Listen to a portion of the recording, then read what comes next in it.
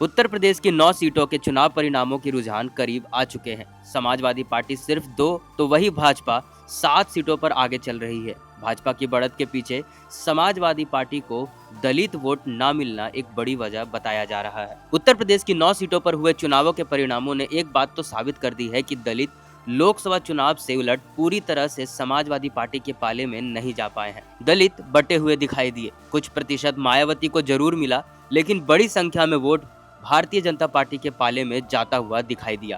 कांग्रेस के इस चुनाव में ना उतरने का भी नुकसान इंडिया गठबंधन को हुआ। पारंपरिक दलित वोटरों ने साइकिल के सिंबल का बटन दबाने से परहेज किया। वहीं 2024 में हुए लोकसभा चुनाव में समाजवादी पार्टी और कांग्रेस ने मिलकर चुनाव लड़ा था। संविधान बचाने और जातीय जनगणना के मुद्दे पर दलित वोट बैंक बड़े स्तर पर समाजवादी पार्टी और कांग्रेस के साथ गया।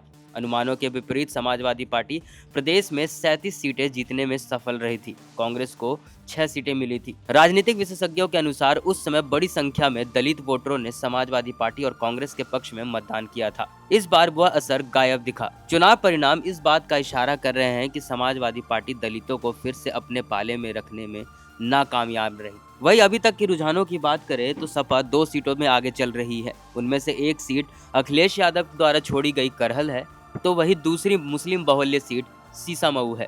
इन दोनों सीटों में समाजवादी पार्टी के आगे चलने के अलग ही समीकरण है। इन 2 सीटों की बात को छोड़ दे तो बाकी सीटों पर समाजवादी पार्टी का पीडीएफ फार्मूला साथ देता हुआ दिखाई नहीं दिया।